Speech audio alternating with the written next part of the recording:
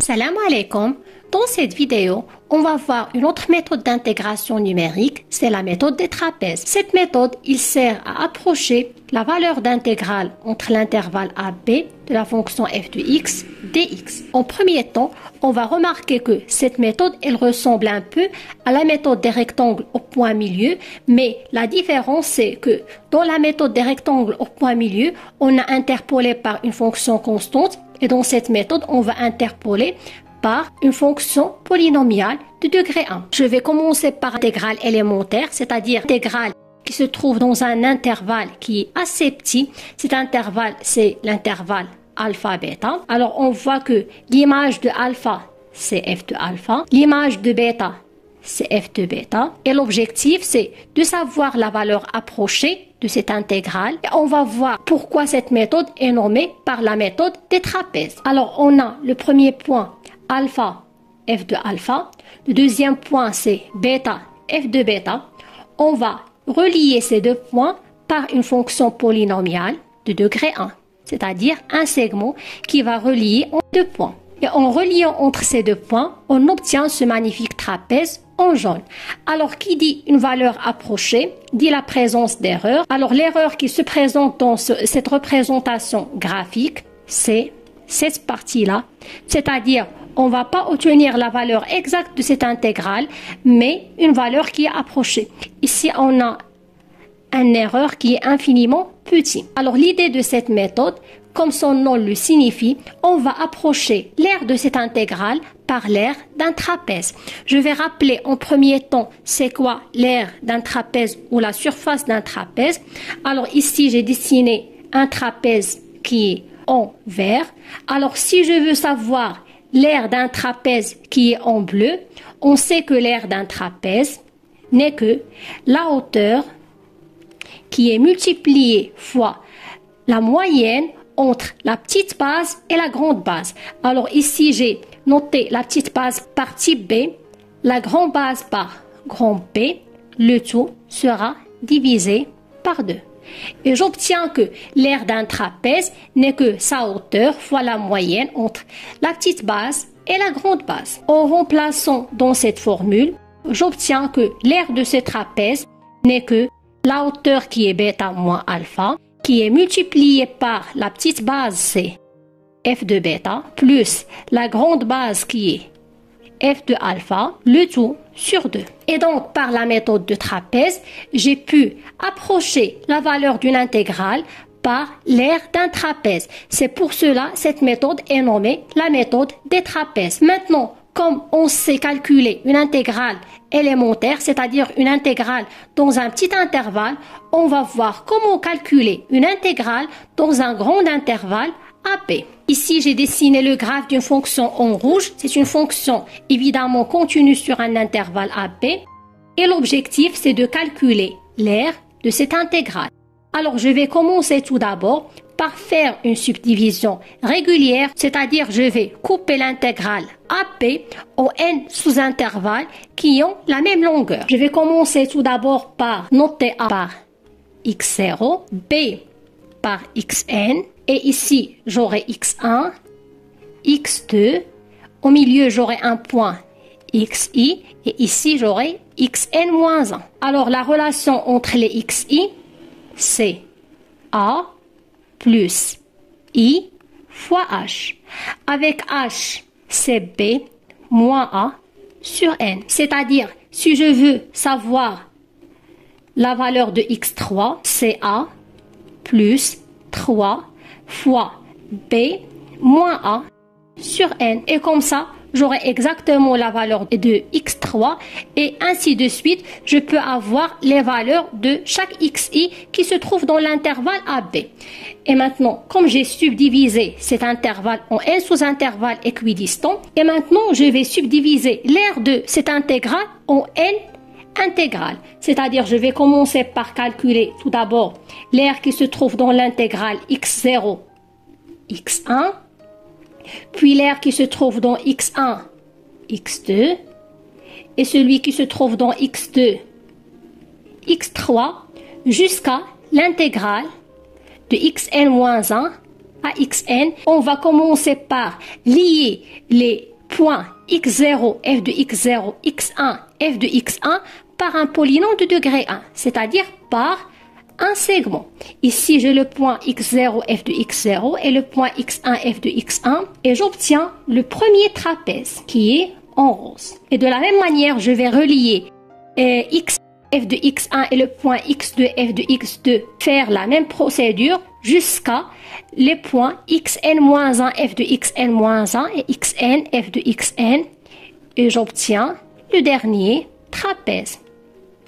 C'est-à-dire, et comme ça, j'obtiens un trapèze. C'est-à-dire, si je veux savoir une valeur approchée de l'intégrale AP, il suffit d'utiliser la méthode des trapèzes dans chaque sous-intervalle. Donc, l'intégrale de A à B, f de x dx, en utilisant la relation de Schall. Alors, j'ai noté en premier temps A, c'est x0.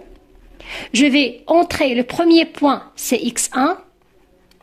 x1, f de x dx, puis je vais entrer encore une fois la relation de Schall avec x2, f de x dx, jusqu'à xn moins 1 à xn, f de x dx.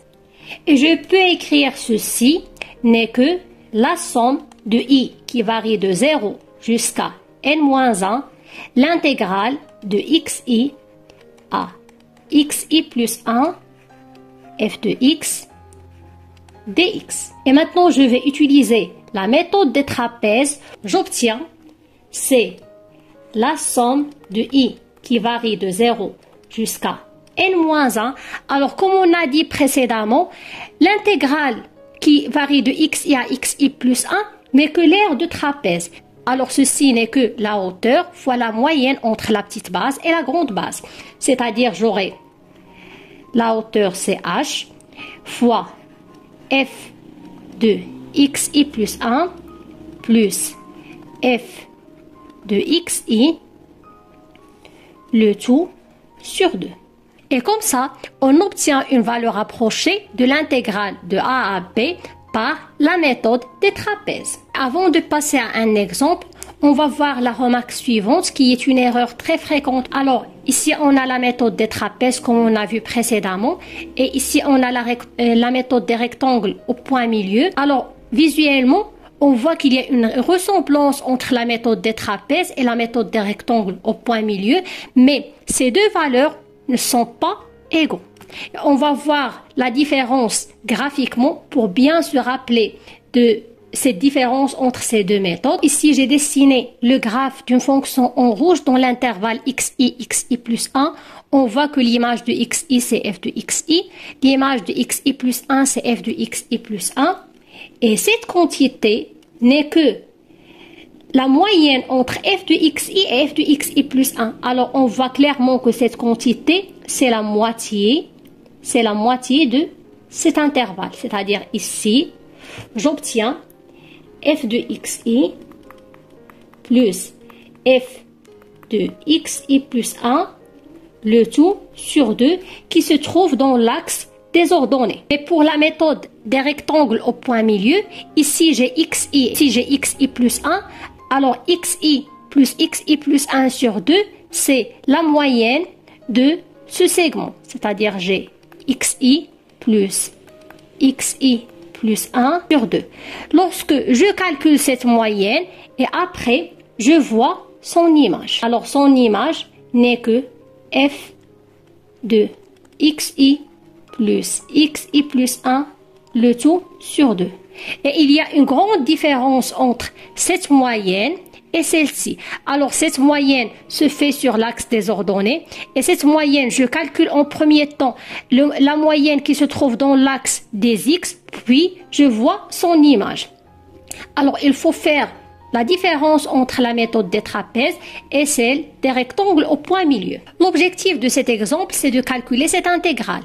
Mais on sait que cette intégrale n'admet pas une primitive usuelle, mais on peut calculer cette intégrale en utilisant la méthode de changement de variable en posant x, c'est tangente θ. Par la suite, il faut utiliser les opérations trigonométriques pour avoir la primitive. Ce n'est pas évident de calculer cette intégrale, mais si vous êtes intéressé par ce calcul, je peux le faire dans une autre vidéo. Je vais donner tout d'abord la primitive de cette intégrale. Alors ceci, c'est la primitive de cette intégrale. Alors j'ai voulu exprès de donner la primitive de cette intégrale parce que par la suite, je veux voir quelle est l'erreur fournie par cette méthode pour savoir si on a une valeur qui est assez proche de la valeur exacte ou non. Alors l'objectif, c'est de savoir une valeur approchée de cette intégrale par la méthode des trapèzes. Alors je rappelle que la hauteur c'est b moins a sur n. Alors j'ai la valeur de b, c'est 1. La valeur de a, c'est 0. J'obtiens c'est 1 sur 5, c'est 0,2. Comme j'ai dit précédemment, j'ai x0 c'est a égale à 0. x5 c'est b égale à 1.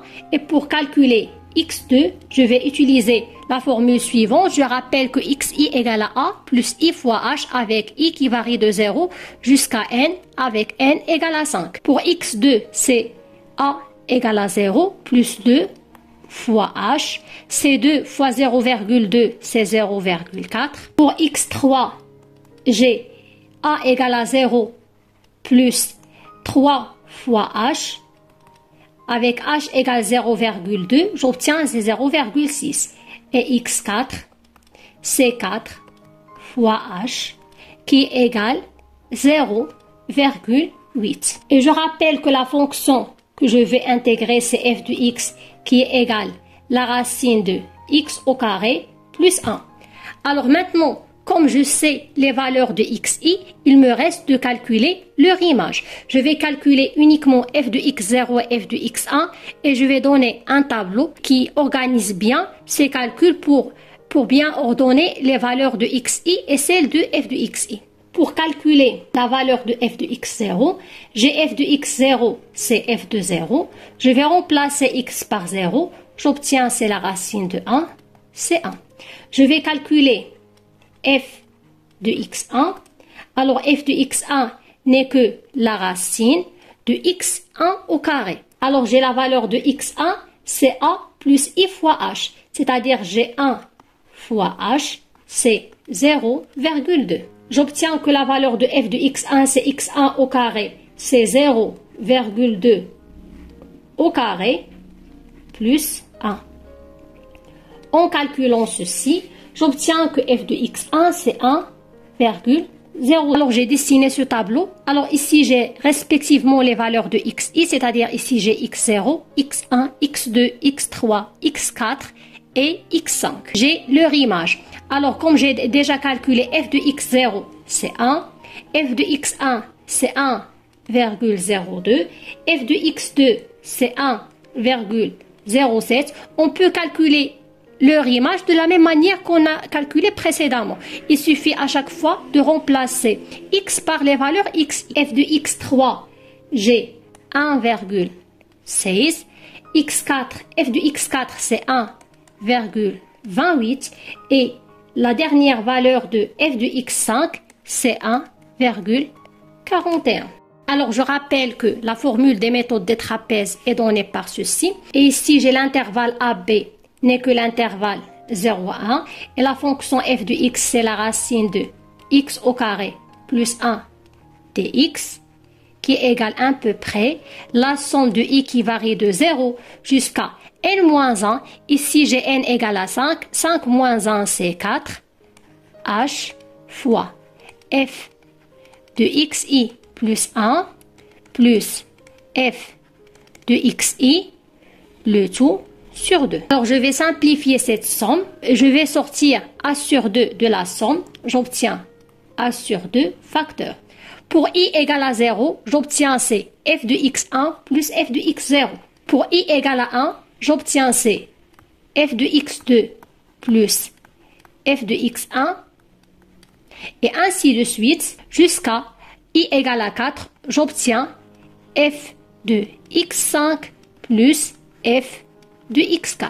Alors, en faisant la somme, il me reste chez a sur 2 facteur de f de x0 plus 2 fois f de x1 plus 2 fois f de x2 plus 2 fois f de x3 plus 2 fois f de x4 plus f de x5. Et comme ça, j'obtiens une valeur approchée de cette intégrale. Et comme j'ai déjà calculé la valeur de la hauteur, c'est 0,2, et j'ai les valeurs de f de xi qui sont fournies par le tableau ci-dessus, j'obtiens que la valeur approchée de l'intégrale de 0 à 1 de la racine de x au carré plus 1 dx par la méthode des trapèzes est donnée par la valeur approchée 1,147. Et maintenant, on va revenir à la valeur exacte de cette intégrale. Comment on sait que la primitive de cette intégrale est donnée par la formule suivante? Si on calcule ceci, on obtient que la valeur exacte, c'est